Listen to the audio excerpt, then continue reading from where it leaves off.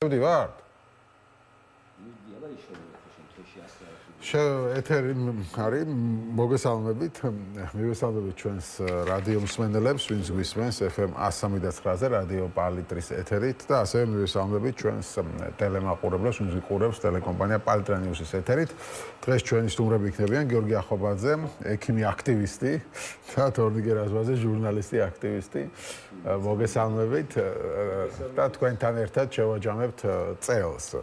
შევეცდებით ვისაუბროთ ძირითადად პროტესტის ერთ წელზე, იმიტომ რომ ფაქტობრივად ეს წელი იყო პროტესტის წელი იმ ადამიანებისთვის, ვინც არ ეთანხმებიან ხელისუფლების პოლიტიკას. შესაბამისად, ფაქტობრივად არა მარტო პროტესტის ზოგადად, არამედ ქუჩაში პროტესტის წელი იყო, ქუჩაში დგომის. შარშანდელი ამბები დაიწყო გვახსოვს 28 ნოემბრიდან წინა წლის 2024-ის და აი მოვედით აქამდე. იქ ბევრი სხვა ასე ვთქვათ გრადაცია ჰქონდა ამ პროტესტს, ზოგჯერ იყო ხალხმრავლობა, იყო დარბევები და ასე შემდეგ. მერე იყო მარშების პერიოდი და ეხლა რაღაც ეტაპზე არის მოსული ეს პროტესტი და მოდი ამაზე მინდა რომ ვისაუბროთ რა ეტაპზეა თქვენი აზრით პროტესტი. და მე ეს ერთი წელიც რო შევაჯამოთ, დავიწყოთ. თორნიკე შენ დაიწყე. მოგესალმებით კიდევ ერთხელ, მივესალმებით თქვენს მაყურებელსაც და რადიო მსმენელსაც.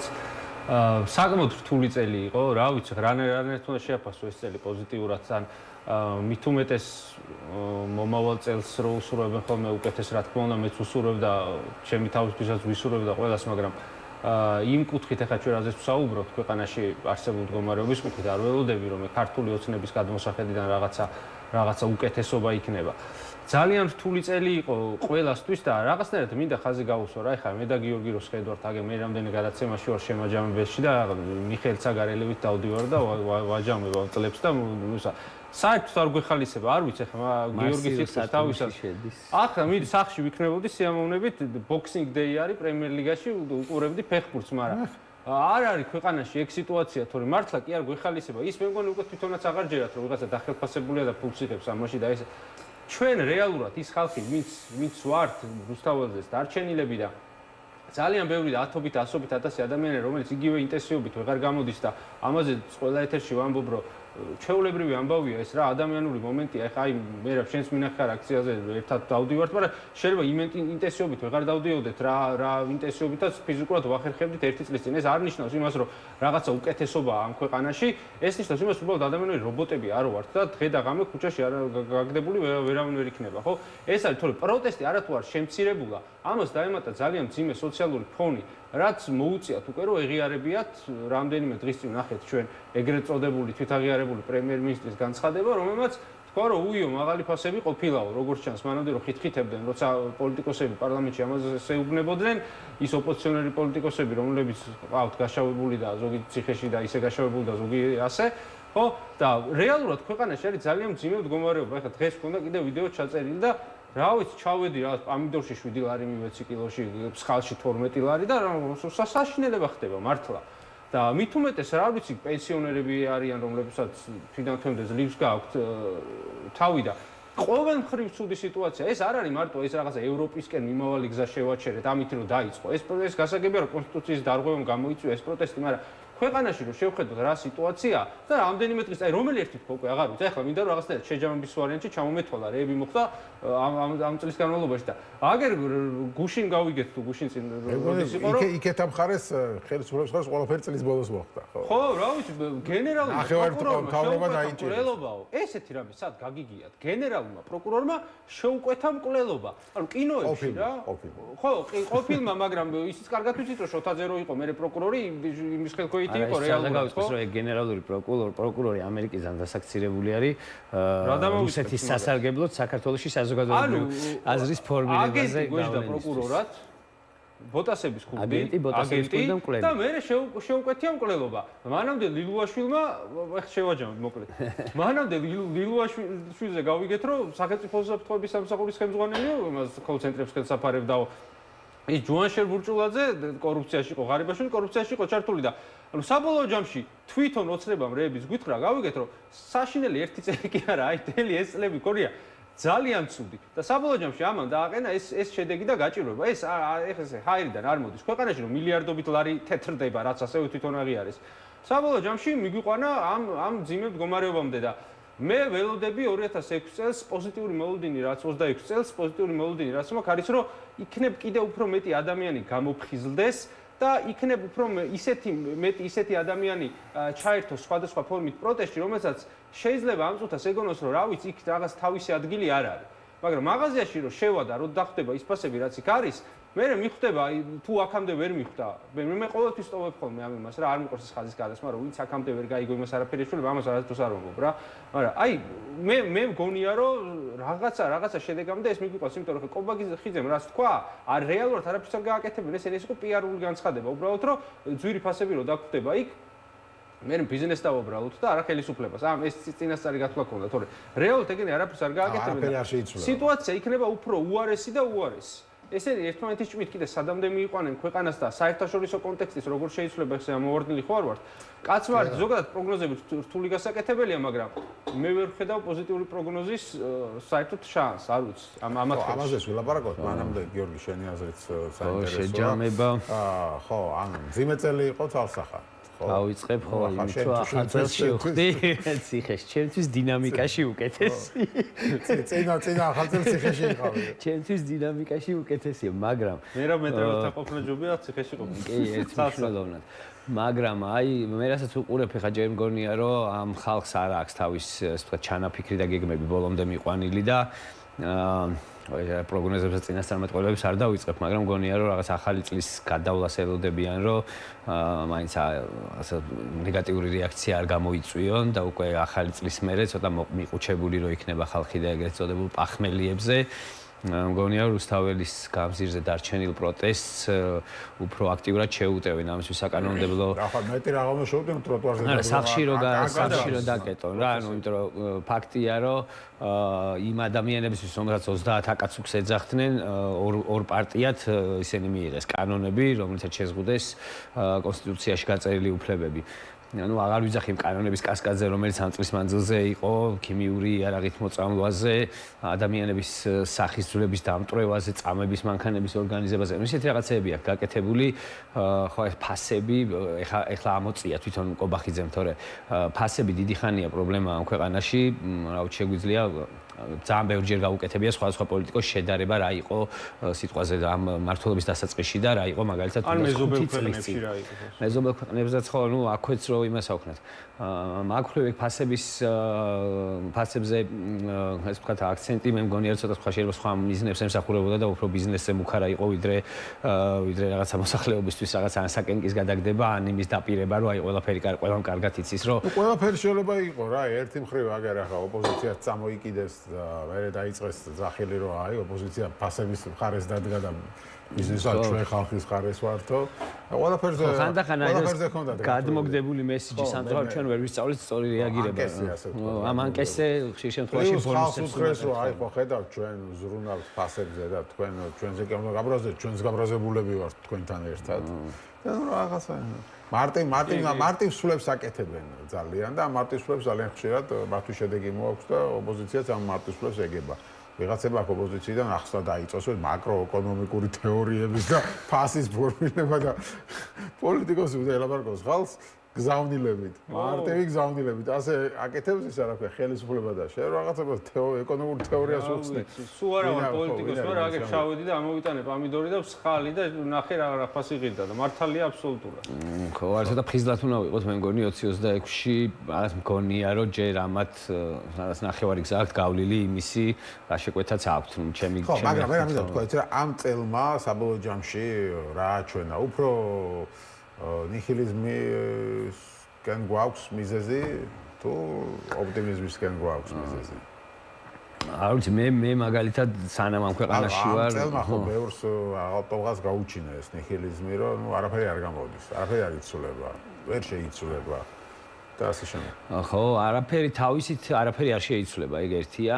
მეორე ის რომ რაღაც თუნდაც ერთი კვირა და 10 დღე რაღაცა პოლიციასთან შეტაკებები იყო, ეგ არ არის ის გზა, რითიც რაღაც უნდა შეიცვალოს ნოემბრის და დეკემბრის დასაწყისს გულისხმობ. მათ შორის რომ გაჩერდნენ და პროპაგანდა რო დაქოქეს, რომ აი ძალადობა როგორც კი დავიჭირეთ, როგორც ჩვენ რო დაგვიჭირეს, მე დაქოქეს პროპაგანდა, რომ აი მოძალადეები დავიჭირეთ და აი ნახეთ არაფერი აღარ ხდება ქუჩაში. ერთის მხრივ პოლიციელებს აჯერებდნენ, რომ პროვოკატორები ყავდათ აქედან, ვინც რაღაცა პოლიციის მიმართულებით ქვების სროლას რაღაცეებს იწყებდა. მე რაც მოყვაშ თვითონ შაიშმელაშვილი. ხო, არა, ნუ ეგ შაიშმელაშვილამდე ბევრმა პოლიციელმა მომიყვა, რომ ეგეთი რაღაცეები ხდება, ვინც თვითონ სისტემაშია, შიგნით სუსი როგორ მუშაობს და ზოგადად ეგ არ არის რაღაც სიურპრიზი მოვლენა, რაც ჭირდება პლუს წამქეზებელიც არის რა, რომ ერთი კაცი რო ისვრის, მე ეგ უკვე გაბრაზებული რო არის დიდი რაოდენობის ადამიანი, რაღაცა ტრიგერია. რომელზეც ლაპარაკობენ, სინამდვილეში შეიძლება მათივე ინიცირებულია და ეხა იქ ვინმე რო აყვებოდა ეხა, როცა იცი ადამიანი იმიტომ რომ გამოსული რომ წამების მანქანები არსებობს, სახიზულები აქვს ხალხს დალეწილი და იქ ხვდები პატარა ნაპერწკალი ჭირდება რომ უცებ უკონტროლო გახდეს და თვითონაც აყვეს თუნდაც იმ რაღაც მოქმედებებში, ასე რომ ხო აი არ ვიცი ხა ცოტა ფხიზლად უნდა ვიყოთ, იმიტომ რომ ესენი კიდე უფრო წინ წავლენ ჩემი აზრით, ეს არ არის ის სადაც, იმიტომ რომ ეს ჩემი აღქმით არის რაღაც ოკუპაციური, ეს საოკუპაციო რეჟიმია, უბრალოდ რაღაცა პოლიტიკური ტყვიებით კლავენ ამ ქვეყანას, იმიტომ რომ არც ერთი ინსტიტუცია აღარ მუშაობს ისე როგორც საჭიროა. ნებისმიერ საჯარო მოხელეებმა ლაპარაკი რომ დაიწყონ, ვინც საშუალო და მაღალ რგოლშია თუნდაც ამ წუთისთვის და მოგვიყვნენ რა ხდება იმ სტრუქტურებში. აი აღმოვაჩენთ რომ კატასტროფაა, უბრალოდ თავზე ჩამოგვენგრა სახელმწიფო და დავბრუნდით იმ რაღაც fail state-ის მდგომარეობაში, რაშიც ვიყავით 2000-იანების დასაწყისში და უბრალოდ ეს რაღაც კარგად შეფუთულია ჯერჯერობით და ისე არ ჩანს და პლუს ამ call center-ებით ნაშოვნი ფული იხარჯება და ასე თუ ისე რაღაცა სუპის ფულს შოულობენ ეთყობა და ხო, კი ბატონო, ამ თვალსაზრისით რა ამყარებს ამ ხელისუფლებას შენი აზრით? ანუ ხელისუფლება რაზე დგას დღეს? ამ დღევანდელ გადმოსახედიდან. ხელისუფლება თუ ასე შევხედავთ, ხო, აი პროტესტის მხრიდანაც შევხედავთ, ხო, აქეთ პროტესტი იყო, იქეთ ხელისუფლება იყო, არა, ნუ ხელისუფლება მიუხედავად იმისა, რაზეც შენი საუბრე, რომ აგერ თვითონ უთხრეს ხავსო ყველა კორუმპირებული ყოფილა, მაინც თითქოს არაფერი არ აკელდება. ხელისუფლება დგას ადმინისტრაციულ რესურსზე და ეხლა ცოტა დეტალურად ახსნი რას გულისხმობ რა. წლების განმავლობაში ამათ ეს წინა ხელისუფლების პრობლემაც იყო და ზოგადად საქართველოში უკვე 25 წელზე მეტია ეს ხდება. ყველა ხელისუფლება ცდილობდა რომ გაცილებით მეტი ადამიანი, მაქსიმალურად ბევრი ადამიანი ჩამოეკიდებდა სახელმწიფო რესურსზე. ეს იქნებოდა სოციალური დახმარებები, ეს იქნებოდა პენსიების, იმიტომ რომ პენსიონერს რაღაც კუთხით დამოკიდებულია სახელმწიფო უხდის ხელფასს, თუ ეს იქნებოდა ხელფასები. აი მაგალითად, სხვადასხვა სიპებში, აიპებში და მუნიციპალიტეტებში ბევრი ისეთი ადამიანია დასაქმებული, თუნდაც 200-300 ლარზე რო კვირაში ერთხელ ქუჩის დახვეტა და ბუჩქის გაკრეჭვა რო ევალება, რომ ის ადამიანები ფიქრობენ, რომ ეს ხელისუფლება თუ შეიცვალა, მე შეიძლება ეს 200-300 ლარის დავკარგო და ახლა თუ მართლა სუპი მაქვს და სუპს ავჭამ და პურს ავჭამ, ისიც აღარ მქონდეს. აი ამაზე დგას რეალურად ხელისუფლება, თორე აი ნოდარ ჩაშანიძე ამბობს ხოლმე საინტერესო ფრაზას, რომ ხოცები აღარ არსებობენ, ამ ქვეყანაში არსებობენ ხოცებად დასაქმებული ადამიანებიო რა. მართლა ეგრეა. ანუ რეალურად აი ის რაოდენობა, რაც აქვს ქართულ ოცნებას დარჩენილი, ეგრეთ წოდებული მომხრეების, არიან ესეთი ადამიანები, რომელსაც რაღაცა ტიპის პირდაპირი კავშირი აქვთ ქართულ ოცნებასთან. ან უფრო ხშირ შემთხვევაში სამსახურეობრივი, ან იქ ტენდერებით არის ვიღაცას მოგებული, ან ნათესავის ტენდერში არის ეს მუშათა, ან ასე შემდეგ. აი რაღაც კუთხით ესე პირდაპირ არის მიბმული და ეს არის ასობით ათასი ადამიანი სამწუხაროდ და მეორე მხრივ არიან ადამიანები, რომლებსაც არ აქვს სამწუხაროდ ჩართული არც ფორმულა, არც ტევ პირველი და არც პალიტრა და ვერავ მეტრეველი და უსმენენ ისეთი ტიპის პროპაგანდას, რომ არ ვიცი, აი მე რაღაცები წაკითხული მაქვს ხა ჩემი პროფესიიდან გამომდინარე 30-იანი წლების ფაშისტური გერმანიის და გებელსის პროპაგანდაზე, რო ვფიქრობდი, რომ ახ ნეტა იმაზე როგორ შტერდებოდა ხალხი დღეს ხო ესეთი რამე წარმოუდგენელია, აი ეგ არის. არაფერი წარმოუდგენელი არ არის აბსოლუტურად რა. და ამ რეალობაში კიდევ ცოტა საჩვენოთ რაც მუშაობს არის ის, რომ აშკარად ჩანს, რომ რაღაცები მართლა დავალებული აქვთ ამ ხოცებს რუსეთთან. აი აშკარად ჩანს და ამ დავალებების შესრულების პროცესში უწევთ ბევრი არაპოპულარული ნაბიჯის გადადგმაც. მე ახლა გიორგის დავეთანხმები, წეგან რაღაც გავს ნარატივს ავითარებ და მე უფრო გავავრცობ, რომ ესენი ძალიან შორს უმიზნებენ. ამათი მოკლევადიანი გეგმა არის გასაგებია, რომ ეს პროტესტი სამუდამოდ მოგვდონ.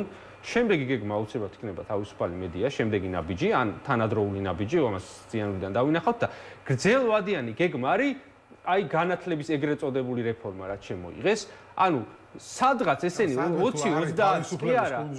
კი 20-30, იმიტომ რომ სადაც პრობლემა შეექმნათ დაწყებული რუსული კანონისაკენ, სულ ახალგაზრდა ეხლა კი აღარ არიან იმ პროცენტულობით მასშტაბით უმრავლესობაში ახალგაზრდები აქციაზე, მაგრამ აი სადაც კი დიდ აქციებში პრობლემა შეექმნათ და დიდი გამოსვლები სადაც იყო, თუნდაც აი 1 წლის წინანდელი შეტაკებების დროს, სულ ახალგაზრდები იყვნენ წინახაზე რა და მათ შორის სტუდენტებიც. და ესენი ცდილობენ რომ გამოიყვანონ ისეთი თაობის ქართველი ისეთი ტიპაჟის ქართველი, რომელსაც კრიტიკული აზროვნება არ ექნება ზოგადად რა.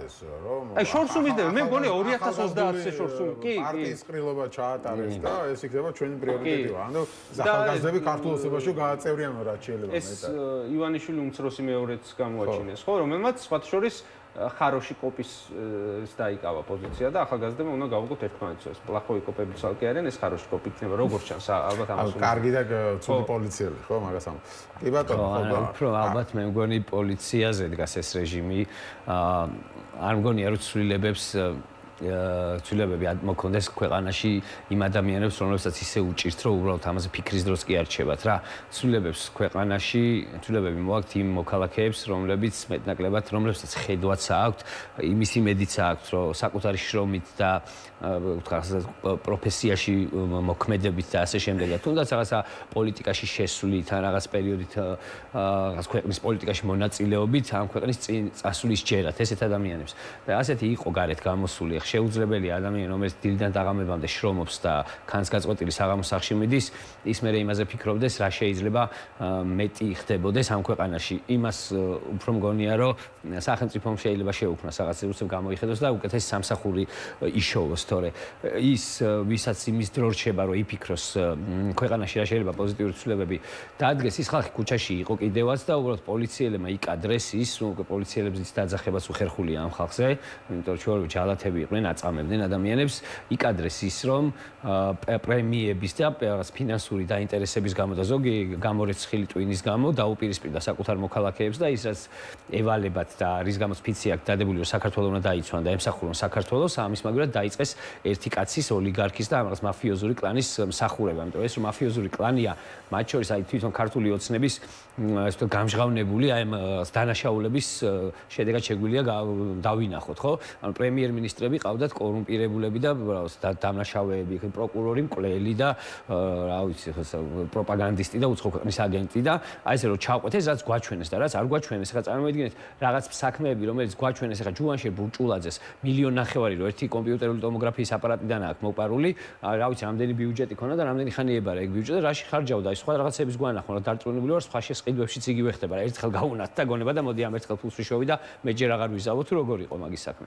ამიტომ იცი რის თქმა მინდოდა ბოდიში. უხარო და მე მიყვებიან რომ პოლიციელებს ზოგიერთს, ანუ ესეთი შეიძლება ჭორი არის, მაგრამ ანუ ადამიანები რომ მეუნებოდა რომ ჩემი ყურით მაქვს მოსმენელი რომ ანუ დარბევა კიდე როდის იქნება რომ რაღაცა საპირფარეშოში ტუალის რემონტი მაქვს გასაკეთებელი და უხაროდათ რომ პრემიებს აძლევდნენ და რავი ეგ სიხარული ჩანდა კიდევაც რა გამეტებით უთყავდნენ სპეცრაზმია თუ ვინ არის არა არც ისაკლებდა რა ვიცი ოქტომბრის 26 ოქტომბრიდან 28 ნოემბრამდე საერთოდ არ იყო ის სპეცრაზმი და ის იყო რაღაც განსაკუთრებული დავალებათა დეპარტამენტი და კრიმპოლიც გადასარევად ირთმევინებოდა და გადასარევად წირავდა მოქალაქეებს რა მათ შორის კრიმპოლი არის ეხლა რო დგას და რასაც აკეთებს და საპატრულო პოლიციას საერთოდ სახე დააკარგვინეს რა ვიცი ალბათ ერთ-ერთი ნათელი წერტილი იყო ძალოვან სტრუქტურებში რაც ამ ბოლოს რაღაცა შეკოწიწდა და რა ვიცი პატრულის მანქანისმაც ციმციმას რო ხედავ არ სიამოვნებს უკვე რა ისეთ დონეზე მიიყვანეს და შენ აშკარად არ უნდა გზიარო ხო არა ნუ ეხ შეუძლებელია რომ ესეთ ქვეყანაში ცხოვრება მე არ ვიცი ჩემთვის წარმოუდგენელია აუ რაზე მინდოდა იცი მე თქვა ეს რატო ვერ მოყვა ამ აქციების შედეგი და მაგალითად რო ვადარებთ ხოლმე და მოყვას ბულგარეთის მაგალითად რომ აი ბულგარეთშიც გამოვიდა ბევრი ხალხი და იქ შეიცვალა ხელისუფლება ჩვენ როდესაც ვედრებით მეტნაკლებად დემოკრატიულ ქვეყნებს და თუნდაც მაგალითად ევროპულ ქვეყნებს იქ ეს ხდება, იმიტომ რომ ხელისუფლება როცა უყურებს რომ ამდენი ადამიანი გამოვიდა, აი მოსახლეობის რაღაც ამდენი n%, რა 5%, მაგალითად იმან იცის რომ იმ დროს ჯობია დანიშნოს არჩევნები, იმიტომ რომ სამომავლოდ უყურებს რომ ის არჩევნები რომ წააგოს ერთი ვადის მერე უფრო ექნება შანსი, იმიტომ რომ სამომავლო პერსპექტივაზე თulis და ყველა ვარიანტში მის თვალსაჩინში არის ისევ არჩევნებით ხელისუფლებაში მოსვლა. ამათ უკვე დაინახეს ბოლო არჩევნების, განსაკუთრებით 2020 წლის არჩევნების შემდეგ უკვე დაინახეს 21-ში რო იყო თვითმმართველობის, რომ უკვე გაუჭირდებოდათ და თითქმის შანსი აღარ იყო უშუალოდ არჩევნები დემოკრატიული არჩევნების ხელისუფლებაში მოვიდნენ და ახლა სულ ფეხებზე კიდიათ რამდენი პროცენტი ექნება ისე მოაწყვეს საარჩევნო გარემო, იგი ხმების ჩახსნები და აღარ ვიტყვი ხა რომ ანუ იციან რომ მაინც ვეღარ მოვლენ. ამიტომ სულ რო რა ქვია 2-ამდენი გამოვიდეთ, შეიძლება არ წავიდეთ, მაგრამ 3-ამდენი რო გამოვიდეთ შეიძლება უკვე სისტემა გაიჭეროს. ანუ საბოლოო ჯამში მაინც არის ჩვენზე დამოკიდებული უბრალოდ აი მოდეს ბევრად მეტი უნდა გამოვიდეთ. მომავალ წელს რა უნდა შეიცვალოს. ანუ ისევ ასე გაგრძელდეს ყველაფერი როგორც არის. მე პრობლემას ხედავ, რატო არ გამოგვივიდა, ხო? დემონსტრაცია შენი პოზიციის ერთია, რომ გამოხვალ და 100,000 კაცი დაანახებ ხელისუფლებას, რომ აი ჩვენ ეს არ მოგწონს და ვითხოვთ ამას და ამას, ეს ერთია და მეორე არის, როდესაც შენ გამოდიხარ და იძულებას უკეთებ ასე ვქო, ხელისუფლებაში მყოფ ხალხს, რომ წამოვიდნენ შენ დათმობაზე და ეს იძულება არ ნიშნავს მაინც და მაინც რაღაცა ძალის გამოყენებას. მოდი აი დავაკვირდეთ რა, როგორც კი მესმის ხა ფიზიკური ზემოქმედებაა და ცემატყეპაა, მაგრამ ნუ რას გავდიოდით, მე ისე ვიკრიბებოდით, ხო? არც ერთხელ ამას სულ ვიძახი და სულ ვამბობ და ეს არის გასაღები იმისი, რომ წარმატებას მივაღწიოთ ხალხმრავალი პროტესტით, რომ გამოვალთ ქუჩაში, რომ დაიწყებს თუნდაც დარბევას, სანამ დაიწყებს დარბევას, ისე უნდა ორგანიზდეთ, რომ დადგებიან და განლაგდებიან ის რაღაცა ჯარივით ჩვენ წინ, უბრალოდ ავდგეთ და დავიძრათ და გადავიდეთ სხვა ადგილზე და სანამ მაგ ლოჯისტიკას აწყობენ, რომ იქ მოვიდნენ და იგივენერად განლაგდნენ, პლუს ყველა ადგილზე ხო არა აქვს ეს თქვა დამუშავებული ეს მოქმედება, ხო, როგორ უნდა დაშალონ ეს ამდენი ხალხი. არც ერთხელ ამდენი ხალხის შეკრება უკვე, ხო? ხო არა, პრობლემა თუ ბევრმა უბრალოდ ვერ დაინახა აი ეს შეკრება ბევრისთვის უკვე არის უბრალოდ უშედეგო და არაფრის მომცემი. ხო, ამას რა უნდა შეიცვალოს, რომ ანუ რა გზით მივდივართ, ბევრი ამას ვამს. უკვე დაიწყო საუბარი, რომ 2028 წლის არჩევნებისთვის უნდა მოვემზადოთ. და იმ არჩევნებში იგივე სიზავენ გაცილებით გაუარესებული პირობებით შევალთ. უბრალოდ უნდა გამოვიდეთ ქუჩაში და არ დავიშალოთ და პირველივე იმაზე, რა ქვია, CS-ის კაფსულის სროლაზე, არ ვიცი 30% რომ სახში მიდიოდა ან რუსთაველზე აღარ იყვან, თუნდაც ღამის 3-ზე და 4 საათზე იქ აღარ იდგა 100,000 კაცი იდგა. მოგწოდოდა რომ CS-ი კი არ იყო და უბედურ მე რამდენი დაიშლებოდა. არა, იცი როგორი რაღაცა ხა ეგეც ხო მესმის რომ ხო არ ვიცოდით და მაინც ეგრე მოხდა. მე იმის თქმა მინდა რომ იქ არ უნდა რჩებოდეს, მაგალითად ღამის 5-ზე და 6 საათზე არ უნდა რჩებოდეს 2,000 და 3,000 ადამიანი. იქ უნდა რჩებოდეს ისევ მაგდენი და დილით. ამდენი ხალხის გამოსვლა სიწვევს ისევ ხელისუფლება, ხო? ახლა მე მაგას რომ არა ბატონი კობახიძის 28 ნოემბრის განცხადება, ეს ხალხი არ გამოდიოდა ქუჩაში, არც არჩევნების მერე აღარ გამოვიდა და არაფერი, ხო? შესაბამისად, ხელისუფლება თუ ესეთ რაღაცას არ იზამს, კიდევ რაღაც არ გააბრაზებს, როგორც გავრილოვის ღამეს გააბრაზა, როგორც ახლა გააბრაზა, რუსული კანონი შეიძლება მოხდეს ხო, თუ არ იზამს, შეიძლება არც გამოვიდეს ამდენი ხალხი ისევ. და თუ ასე არ მოხდა, იმიტომ ჭკუა ამათაც ისწავლეს, ხო? ეხლა ყველა სწავლობს რაღაცას, არ ვიცი, შეიძლება ვერ ისწავლეს, მაგრამ შეიძლება ისწავლოს. თუ არაფერი არ გააკეთეს, ასეთ მერე რა შვება. პროგრამა მინიმუმი არის პროტესტის შენარჩუნება. ეს არის პროგრამა მინიმუმი. და ამის იქით უნდა ჩვენ არ ვართ მარტო ჩვენ თავზე დამოკიდებული. ჩვენ იგივე რო არის ხოლმე საუბარი, აი ჩვენი დღის წესრიგი უნდა შევქმნათ. ეს კარგია, მაგრამ როდესაც ფაქტობრივი ძალაუფლება არალეგიტიმურს ოძახით თუ ისეთ თუ ასეც ფაქტობრივი ძალაუფლება ამათ უჭირავთ, ხო? როცა ფაქტობრივი ძალაუფლება იმას უჭირავს და იქიდან რაღაცებს ის აკეთებს, რაც მნიშვნელოვნად ზემოქმედებს, კანონებით იქნება, ფიზიკური ძალით იქნება თუ ასე შემდეგ. შენზე გიწევს რომ რაღაც კუთხით იმას მოერგო მე ჩემი დღის წესრიგი მაქვს და არავის ხა შეურაცხყოფას არ ვაყენებ და არ მინდოდა ხა ისე უარყოფით მაგალითში მოყვანა მაგრამ ეს რო არის ის უნდა აღვადგინოთო და გამსახურდიას ხელისუფლებაო რაღაც არჩევნები როცა ატარეს ხა ესეთ იმაზე ხო არ გადავალთ რომ ჩვენი დღის წესრიგი გვაქვს და ჩვენი არჩევნები ჩავატარეთ ხო არასერიოზული იქნება ხო და ხო საბოლოო ჯამში არის ეგეთი რეალობა და აი მაგალითად მე შემიძლია გითხრათ აი რა შეიძლება გამოიწვიოს ერთი დიდი საპროტესტო აფეთქება კიდე და მაგის ყველაზე ლოგიკური შანსი არსებობს. ჩვენ ვიცით, რომ ეგრეთ წოდებულ საწამებელ მანქანებში ადამიანებს რა დღეში აგდებდნენ, პირს ამტრევდნენ, გაზის კაფსულებს უგდებდნენ და პირში აფურთხებდნენ. ესაც მოყოლით ვიცით. მაგრამ ჩვენ ასევე ვიცით, რომ არსებობს კადრები, რომელიც აქვს თვითონ სპეცრაზმელებს გადაღებული და არის სადღაც გადანაგზავ, გადმონაგზავ. აი, ჩემი აზრით, მაგალითად რომ მოვიყვანო, აი მაგ კადრების გამოსვლას დღის შუქზე რომელიმე ჟურნალისტის ხელში ჩავარდნას შემთხვევაში შეიძლება მიუხედავად იმისა რომ ჩვენ ეს ვიცით ისიც ვიცოდით ჩვენ რომ ხალხს ქუჩაში ცემდნენ მაგრამ ზვიად მაისაშვილი რომ ძირს ეგდოდა სპეცრაზმელი რომ სახეში ურტყავდა იმ კადრებმა რა ქნა ჩვენ გვახსოვს ეგეთი არსება ადამიანი და საზოგადოება ეკითხება რომ ჭირდება ციხის კადრებიც ეგ იყო. კი. ჭირდება ამის ვიზუალიზაცია. კადრებზე უნდა ვთქვათ მე მგონი, რა მაგ კადრებს მე ვიძახი. აი ხა მე არ მიდევს ჯიბეში მოვლი, მაგრამ რაღაცნაირად მომაწვინო ხმა რომ არსებობს ეგეთი კადრი და მაგ კადრებს ვიყიდი რამდენსაც იტყვიან იმდენად. მაგისტვის ის ხაბეში. არ მაინტერესებს ასე ვიყი, მაგ კადრებს ვიყიდი რა. მაგ კადრების ყიდვა მინდა და რამდენსაც გეტყვია საიდან გაქვს ფული. ფას რასაც დაადებ ფული საიდან მაქვს მე სხვა რამეს ვიტყოდი რა. ეგ კადრები ვისაც აქვს შეიძლება კარგად იცოდეს ხელისუფლებამ და დროზე თუ არ გამოიტანთ მაგ კადრებს იმის შიშით რომ ეგ კადრები არ გავრცელდეს შეიძლება ისე გაგაქრონ ვისაც გაქვთ ეგ კადრები რომ ეგ კადრებიც ეგრე დარჩეს და თქვენი ჯანმრთელობაც. კი ბატონო, ნუ ხო გავიგე რაღაც კადრების ან რაღაცის იმედი, მაგრამ აი მიზა ესეთი ნაბიჯ მუშაობა რა როგორ წარმოგიდგენთ ნაბიჯ აი თქვენი როლი როგორ წარმოგიდგენთ რასაც აკეთებთ ისე უნდა გააგრძელოთ თუ რამე სხვა ნაბიჯი თქვენც უნდა გადადგეთ ამით შევაჯამოთ ასე ხო სხვა მე მგონი ცოტა უფრო მეტი აი რო გამოყვეთ 28 ნოემბერს რის გამოც გამოვიდა ხალხი ქუჩაში ხო რომ ევროპული კურსი გააჩერა ხო კობახიძემ ხალხი რო ქუჩაში გამოვიდა მოდი ამ ადამიანებმა ყველა უნდა თავის თავს კითხოს რომ გამოვიდნენ და დაუშვათ რომ მომხდარიყო ისე რომ ხელისუფლების ცვლილებისკენ წასულიყო საქმე ხო ვის უნდა აიღო ხო თავის თავზე ლოკომოტივის ფუნქცია იმ პოლიტიკურ სპექტს დანარჩენს რომელიც ახლა ამას ქვეყანაშია ხო შესაბამისად შეიძლება პირდაპირ მათ მხარს ესე არ უჭერენ ან მათ დაძახილზე არ გამოდიან მაგრამ რეალურად ხო რომ დაფიქრდნენ ვის იმედად რჩებოდნენ ხო ამ გზის გასწორებისას იმ პოლიტიკოსების იმედად რომლებიც ქართულ ოცნებასთან არიან ხო დაპირისპირებულები და თუ ამ უბსკულს რაღაცნაირად არ გადავლახოთ არ ამოვავსებთ ხო რომ აი სულ კიდე ისმის აი სულ მუდმივად არის რომ ვიღაც ახალ სახეებს ეძებენ რაღაც პოლიტიკოსები ისეთი უნდათ ასეთი უნდათ სულ 10 ლიდერი აი ხა ამ წუთას პოლიტიკური ლიდერი რომელიც ეს მაღალი ცნობადობით გამოირჩევა სულ არის 8-9 კაცი და დანარჩენი არის ახალი სახეები და ხა ამაზე ახალი არ ვიცი ხა რანაირად შეგამჭვირვალეები ხო არ იქნებიან რაღაცა ეგ ხალხია და უნდა უნდა დაკავშირდეს პოლიტიკოსები და მოქალაქეები და საზოგადოების აქტიური ნაწილი უნდა დაკავშირდეს ერთმანეთთან და აქტიურად უნდა დაიწყოს მოქმედება და პლუს ამას რომ გამოვალთ ქუჩაში ის უნდა ვიცოდეთ რომ თუ გვინდა შედეგის მიღწევა სახლში არ უნდა წავიდეთ მიუხედავად იმისა რაც გვიზავს სპეცრაზმი ან სპეცრაზმზე შეტაკება ჯობია გავეცალოთ და უბრალოდ მთელი ღამე ვატაროთ ქუჩაში აი მართლა აი არასდროს არ მოგვისინჯავს აი ერთი კვირა უბრალოდ არ გავჩერდეთ რა ჩავენაცვლოთ ერთმანეთს ჩვენ უფრო ბევრი ვართ ვიდრე ისინი და რა ვიცი გძდიონ და აი ესე ვათენებინოთ ერთი კვირა ორი კვირა სამი კვირა აღარ ექნებათ ამის რესურსი და ხო ამას გარდა ხო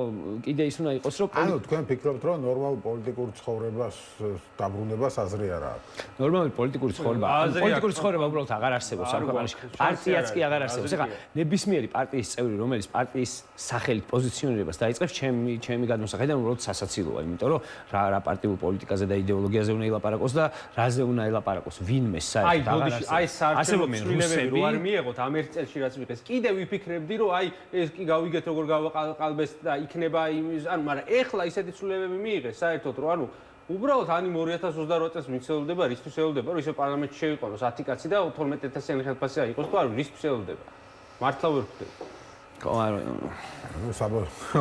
მოკლედ საბოლოო ჯამში რა არის ყველა ადამიანმა მე ესე ვამბობ ხოლმე რა უნდა ვქნათო რომ ამბობთ რა ანუ ეხა აი გიორგი ახობაძე და თორნიკე ვერ გეტყვით რომ აი ჩვენ ორი ეხა გავაკეთებთ ისეთ რაღაცას რომ აი რა ვიცი რა ანუ მე ყველაფერს ვიზავ იმისთვის რომ რაღაცა გამოვიდეს რაღაც შესაძლებლობა ეს ერთი ორი ადამიანი ამას ვერ გაწოდება ანუ მით უმეტეს რომელი ახლა ფინანსური რესურსი ჩვენ გვაქვს თუ რა გვაქვს ხო ივანიშვილები ვართ ჩვენ რომ რაღაცა იმას ხო რა ანუ რეალურად ყველა ადამიანმა ყველაფერს აქვს აზრი აი მისი არ იყოს არჩევნებზეც ხო იყო ხოლმე რომ აი ჩემ ხმას რა აზრი აქვს და არ დავდივარ არასდროს არჩევნებზე ეგეთ ხალხი ხორცეობს ანუ ყველაფერს აქვს აზრი ტრანსპორტში რო ადიხარ და იქ რო დიალოგი დგება ადამიანი იქაც უნდა ჩაერთო და შენ რასაც სწორად მიგაშნია მე ხო არ ვამბობ რომ მე რაც ჩემი აზრი თქვი ხა და მე გეტყვი რა თქო შენ რაც სწორად მიგაშნია თქვი რა ადამიანმა ուն სამსახურში რო ხარ და რაღაცა გარჩევა რომ მიდის ახალ წელს სუფრაზე რო იკრიბებით ნათესავები თქვი რა შენი საქმე იმასაც აქვს აზრი ყველაფერს აქვს აზრი აი ხა შენ წარმოიდგინე პირობითად ეხა არავის თავს არ დავამადლი რა მართლა რა სწორად გამიგეთ რა მაგრამ აი ხა პირობითად მე და გიორგი რაც ვაკეთებ ამის მე ასეთს რო აკეთებდეს თითოეული მოქალაქე თუნდაც აი ესე არ ჩანდეს და მართლა აი სამსახურში იმაში ბევრად მორყეული იქნებოდა უკვე რეჟიმი თუ არა წასული ხო ყველამ რაღაც აი პატარა აგური რო დავდოთ ეგ არის რა საბოლოო ჯამში აქციაზეც რო გავდივარ თითოეული მონაწილე ვარ თქო მე რა არც მიკროფონთან არ დგავარ მე მაგალითად აქციაზე არც არ გამოსულა მაგრამ მე მაქვს განცდა რომ აი ჩემი ვალს ვიხდი რა ჩემი ქვეყნის წინაშე და ეს განცდა ჩვენ ამაზე უნდა ვიმუშაოთ რომ მაქსიმალურად გავვრცელდეს არ ვიცი საბოლოო ჯამში 100,000-იანი ადამიანის და გიორგი რაც ამბობს მე ლოგიკურად მეჩვენება მაგრამ აქამდე მივალ თუ არ შეიძლება ამის გარეშეც უკვე იმდენად გაჯდეს ეს საზოგადოებაში ეს უკმაყოფილება ამაზე უნდა დაიწყოს ხალხმა ხმამაღლა ლაპარაკი ეხლა თუ გვეშინია მე მოდი აღარ ავწიოთ რა ის სატყერძეულ და ჩვენი მაგარი წინაპრები ყავდა, იმიტომ რომ ის მაგარი წინაპრები ყავდა, მაგრამ ჩვენ არ ყოფილა არ ქონია იმის ერთი ადგილი რომ გაგვიგრძელებინა იმათი ისტორია რა. ისტორიასაც უნდა გადავხედოთ რა ძალიან ხშირ შემთხვევაში ჩვენ ძალიან მდგომარეობაში ვიყავით როგორც ქვეყანა. ამიტომ ეს შანსი გვაქვს რომ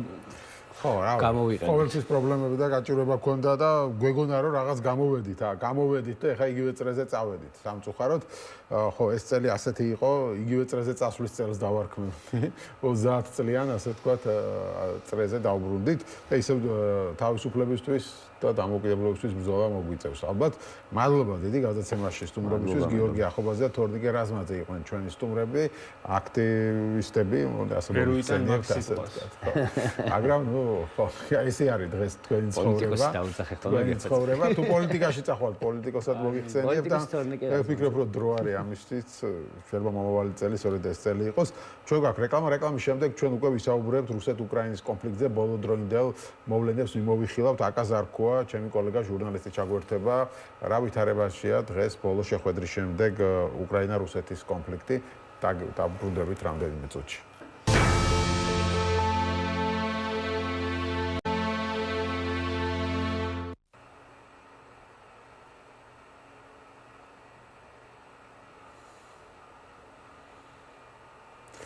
აშასე ჩვენ დავბრუნდით ეთერში და როგორც გითხარით გადაცემის მეორე ნაწილში ჩვენ შევეცდებით შევაჯამოთ უბრალოდ ბოლო მოვლენებზე ვისაუბროთ რუსეთ-უკრაინის ომთან დაკავშირებით იცით რომ ბოლო შეხვედრა რომელიც გაიმართა ამერიკის შეერთებულ შტატებში ვაშინგტონში არა სხვა ქალაქში საბოლოო ჯამში დასრულდა შეიძლება ითქვას რომ კვლავ არაფრით დასრულდა იმით რომ აქვს შანსი დიპლომატიას მაგრამ როგორი შანსი ექნება ეს ჯერ არავინ არ იცის როგორი იქნება მომავალი წელი უკრაინისთვის როდის დასრულდება ეს ომი ჯერ ამაზე საუბარი ნაადრევია აკა ზარქოა ჩაგვერთვება რეალპოლიტიკის აღმასრულებელი დირექტორი და მასთან ერთად მიმოვიხილავთ ამ ბოლო მოვლენებს და მომავალი წლის პერსპექტივას ამაზე ვისაუბრებთ აკა გამარჯობა თუ გესმის ჩემი დიახ მესმის მოგესალმები მერაბ მადლობა გადაცემაში მონაწილეობისთვის და პრინციპში მოდი ამ ბოლო ამბებით დავიწყოთ რა ეტაპზე ვართ დღეს რისი თქმა შეგვიძლია ამ შეხვედრებიდან და შეხვედრების შემდეგ გაკეთებული განცხადებებიდან ხო ნუ ბოლოს ყველაფერი დასრულდა იმით რომ რუსეთმა საერთოდ კიევი დაადანაშაულა სამთავრობო შენობებზე თავდასხმის მცდელობაში რეზიდენციაზე პრეზიდენტის ნუ რასაც შეიძლება მე საპასუხო რეაქცია მოყვას ნუ ტრამპის განცხადებებიდან მე რა შტაბ-შეფება არის ის რომ მას პუტინის უფრო სჯერა ვიდრე ზელენსკის ხოლმე ხო რასაც პუტინი უბნება მე მგონი უფრო მარტივად იჯერებს და შენ რა სიტყვი ამის შესახებ ო არ ვიცი ინტერპრეტაციის საგანია სიმართლე რომ გითხრა მეც ვისურვებდი რომ უფრო მეტად გქონდეს ინფორმაციის გადამოწმების და წყაროების გადამოწმების უნარები ამერიკის პრეზიდენტს ამ შემთხვევაში ხო და ნამდვილად მრჩება ეს შტაბის სტილი ყოველ შემთხვევაში მისი კომუნიკაციიდან გამომდინარე მისი ტონი პუტინის მიმართ ყოველთვის უფრო კომპლიმენტარულია ვიდრე მოკავშირე ქვეყნების ლიდერების მიმართ, თუმცა ისიც უნდა ვთქვათ, რომ ზოგადად დონალდ ტრამპს ახასიათებს ესეთი კომპლიმენტარული სტილი ავტორიტარულ ლიდერებზე საუბრისას, ხო, იგივე ჩვენ შეგვიძლია გავხსენოთ, როგორ საუბრობს ის ხოლმე ჩინეთის კომპარტიის გენერალურ დივანზე, სი ძინპინზე, ის ყოველთვის ამბობს, რომ ის მისი პირადი მეგობარია, ამაყობს მასთან კარგი ურთიერთობებით. ასე შემდეგ ეს რაღაცნაირად მისი როგორც პოლიტიკოსის ხასიათის შტრიხია რაღაცნაირი, რაც პირველ ვადაშიც ვლინდებოდა და ეხლა მეორე ვადაშიც ვლინდება ამ შემთხვევაში. ხო, ნუ ეს მიდრეკილება, რა, უფრო თავის თანასწორად პუტინს აღიქვამს, ხო და ასეთი ანუ მის გონებაში ხო არსებობს მაინც უფრო რაღაცა ეს არის ადამიანი, რომელიც პოლიტიკას უფრო მეტად ტრანზაქციულად უყურებს, ეს არ არის თქვათ რაღაცა კონვენციული ადმინისტრაცია ხო ამერიკის შეერთებული შტატებისთვის და ამ შემთხვევაში იმ პირობებში რასაც ახლა ჩვენ თვალს ვადევნებთ ეს ალბათ არის ჩვენ როგორ თქვა ჩვენ რაც გვინახავს ჩვენ ცხოვრებაში ყველაზე ესეთი პერსონიფიცირებული ადმინისტრაცია რომელშიც საგარეო პოლიტიკა განსაკუთრებით არის სწორედ აი ამ ერთი ადამიანის ხასიათს მიყვება აქ შეკვეცილი არის თქვა ტრადიციული ინსტიტუტები რომლითაც ათწლეულების განმავლობაში ყალიბდებოდა და იმართებოდა ამერიკის საგარეო პოლიტიკა იქნება ეს თქვა სახელმწიფო დეპარტამენტი სადაც მნიშვნელოვანი შემცირებები განხორციელდა და კიდე ხორციელდება როგორც ვიცით ასევე უშიშროების საბჭო თეთრ სახლში, რომელშიც 400 ადამიანი მუშაობდა ადმინისტრაციის ინაუგურაციამ, ტრამპის ინაუგურაციამდე და ეხლა მუშაობს 30-მდე ადამიანი და თან მისი საგარეო პოლიტიკის ცენტრალური მიმართულეები გადაბარებულია მის ნდობით აღჭურვილ პერსონებზე, ხო, ანუ ეს არ არის თქვათ იგივენაირად ინსტიტუციური პოლიტიკა, ხო, ანუ არსებობენ რაღაცა მის ნდობით აღჭურვილი ადამიანები, იქნება ეს მისი სიძე ჯარედ კუშნერი თუ მისი ძველი მეგობარი სტივ უიტკოფი და ძირითადად რაღაცა ესე არაფორმალური როგორ თქვა მიდგომებით იმართება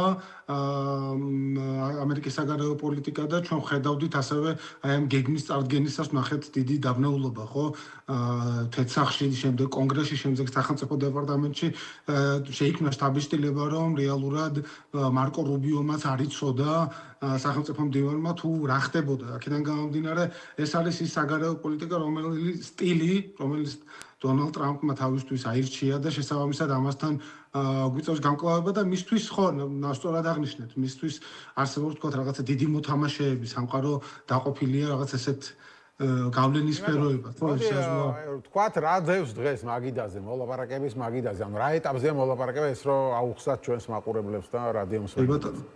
ხო, ანუ როგორც იცით, სადღაც ნოემბრის 18 რიცხვში თუ სწორად მახსოვს, აქსიოსმა გამოაქვეყნა ეგრეთ წოდებული 22 პუნქტიანი სამშვიდობო გეგმა, რომელიც მომზადდა თქოს ტრამპის ადმინისტრაციამ, ამასთანაც გაურკვევლობა იყო არაუდი, რომ ეს რუსების დაწერილი ეგრეთ წოდებული ვიშლისტი იყო. ბევრი ვარ გავაგზავნოთ ამას და შემდეგ ეს დოკუმენტი გადამუშავდა არაერთგზის უკვე უკრაინელების, ევროპელების და ამერიკელების მონაწილეობით. საბოლოო ჯამში დღეს ვართ სიტუაციაში, როდესაც აი ეს 28 პუნქტი, რაც ოდესღაც 28 პუნქტი იყო დარჩენილი არის აქედან 20 პუნქტი და ეს 20 პუნქტი თავის მხრივ დაყოფილია 4 სხვადასხვა დოკუმენტად. აქ საუბარია როგორც უშუალოდ ცეცხლის შეწყვეტაზე, ასევე უსაფრთხოების გარანტიებზე, ასევე ეკონომიკურ აღდგენაზე და აი ყველა ეს საკითხები ცენტრალური თქვა რა დიდი თემები პაკეტებად განიხილება ცალკე დოკუმენტების ასპექტში. ახლა რო არ გადავღალოთ მაყურებელი თქვა რაღაცა მცირე დეტალებს მცირე არაფერი არის, მაგრამ ნუ რაღაც ესეთ შედარებით უფრო მეორე ხარისხოვან დეტალებზე საუბრით. ცენტრალური თემა რაც არის ის რომ რუსეთის პოზიცია თქვა მიუხედავად იმისა რომ ისინი მაქსიმალურად ფუთავენ და ცდილობენ თავი წარმოაჩინონ როგორც მშვიდობის მსურველები, რუსების მოთხოვნა მდგომარეობს იმაში რომ ცეცხლის შეწყვეტის სანაცვლოდ, ანუ აქ საუბარი არის დიდ სამშვიდობო შეთანხმებაზე და ამ სამშვიდობო შეთანხმების ფარგლებში მიღწეულ თქვა უსაფრთხოების გარანტიებზე უკრაინისთვის. არამედ უბრალოდ ცეცხლის შეწყვეტაზე, ცეცხლის შეწყვეტის სანაცვლოდ რუსეთი ითხოვს უკრაინის არმიის გაყვანას დონეცკის დარჩენილი ტერიტორიებიდან. საუბარი არის სლოვიანსკი, კრამატორსკი, კონსტანტინოვკა, დრუჟკივკის აგლომერაციაზე, რომელიც წარმოადგენს ჯამურად უკრაინა აკონტროლებს დაახლოებით 20%-ს დონეცკის ოლქში, მაგრამ ამ 20%-ის მიღმა აქ ძალიან მნიშვნელოვანი და ყველაზე მნიშვნელოვანი არის ამ ქალაქების მნიშვნელობა. ეს ქალაქები პრაქტიკულად წარმოადგენს უკრაინის თავდაცვის ცენტრალურ სარტყელს აღმოსავლეთის ფრონტზე. ეს ქალაქები არის ძიმე ინდუსტრიული ქალაქები, აქ არის ბევრი საწარმო, მათ შორის რაღაც საბჭოთა დროს აშენებული დიდი კომპლექსური კომბინატები და ასე შემდეგ და აქ 2014 წლიდან გამართული არის ესეთი წყობრი, ეშელონირებული თავდაცვის ხაზი უკრაინის არმიის მიერ და რაც თავარია, აი ამ ქალაქების მიღმა პრაქტიკულად იშლება ესეთი გაშლილი ტერიტორია ამაღლებების მთის და თქვა რაღაც ესეთი დიდი დასახლებული პუნქტების გარეშე, რომლის დაცვაც უკრაინის არმიისთვის იქნება მომავალში ბევრად უფრო რთული. და რუსეთის არმიას იერიშის განახლების შემთხვევაში მარტივად შეიძლება ცენტრალურ უკრაინამდე ასვლა, ხო, პრაქტიკულად და იგივე დნეპრის მარცხენა ნაპირის დაკავება და თქვათ გასვლა უკვე ანუ მარტივად რომ თქვათ რომ ავხსნათ თქვათ უკრაინა ამბობს რომ ჯერ ცეცხლის შეწყვეტა და მერე მოლაპარაკება კონფლიქტი მერე შეთანხმება უკრაინა ამას ამბობს და რუსეთი ამბობს რომ არა ჯერ დიდი შეთანხმების გაფორმება და მერე ცეცხლის შეწყვეტა. ნუ ტრამპის მე განცხადება რაც მოვისმინე ის მე ამაშიც პუტინს უფრო ეთანხმება, იმიტომ მან თქვა რომ პუტინის ლოგიკა ჩემთვის გასაგებია, რადგან პუტინი ამბობს რომ ეხლა მე ცეცხლის შეწყვეტას რომ დავთანხმდე და მერე წავიდეს მოლაპარაკებები დიდ შეთანხმებაზე და ეს მოლაპარაკება გაიწელოს 1 წელი, 2 წელი და არაფრით დასრულდეს და ომი განახლდეს, ეს აღმოჩნდება ზელენსკისთვის სულის მოთქმის საშუალება და ასეთი რამ არ მაწყობს მე. ეს არის ლოგიკა პუტინის. ეს არის ვლადიმერ პუტინის პოზიცია ამასთან დაკავშირებით. თავის მხრივ ჩვენ ნახეთ, რომ ამერიკის შეერთებული შტატების და შესწორად აღნიშნე ტრამპის პოზიციაც დაახლოებით მსგავსი არის. მან ამ კონფერენციაზე, ზელენსკისთან ერთობლივ კონფერენციაზე აღნიშნა, რომ ისინი უკრაინელები მაინც შესაძლოა დაკარგონ ეს ტერიტორიები, რა ტერიტორიებზეც ახლა პუტინი ითხოვს და ის მეტნაკლებად იზიარებს პუტინის მიდგომას და ეს რეალურად შეიცვალა თუ გახსოვს სწორედ ალიასკაში გამართული შეხვედრის დროს. იმიტომ რომ მანამდე თუ შენ გახსოვს და დარწმუნებული ვარ გამახსოვრება, ცეცხლის დაუყოვნებლივ შეწყვეტა სწორედ ტრამპის ადმინისტრაციის ინიციატივა იყო. მარტში წამოაყენეს ეს ინიციატივა და უკრაინელები ამას თავდაპირველი ოჯახობის შემდეგ მალევე დათანხმდნენ. სწორედ ალიასკაში შეხვედრის შემდეგ დონალდ ტრამპმა შეიცვალა პოზიცია და განაცხადა, რომ ცეცხლის შეწყვეტა აღარ არის პრიორიტეტი და საჭიროა მუშაობა დიდ შეთანხმებაზე, რაც იმთავითვე უფრო მხრობოდა და როგორ თქვა, შეესაბამებოდა თანხმდრაში მოდიოდა კრემლის პოზიციასთან. კრემლის პოზიციაც აქ იგივეა, რომ აი ჩვენ თითქოს და რაღაცა ესეთი წარმატებული რაღაცა არანორმალური ტემპი აქვს აღებული ამ საოკუპაციო არმიის დანაყოფებს უკრაინის აღმოსავლეთით და ჩვენი თითქოს რუსეთის არმიის სვლა არის შეუჩერებელი და თითქოს მაინც დაიკავებენ ამ ტერიტორიას ახლო მომავალში, რაც სიმართლეს არ შეესაბამება. ხო, ანუ ჩვენ გვაქვს რთული ვითარება ფრონტზე და ალბათ ესეც საინტერესო იქნება მაყურებლისთვის ორი სიტყვით ამაზეც ვიტყვი.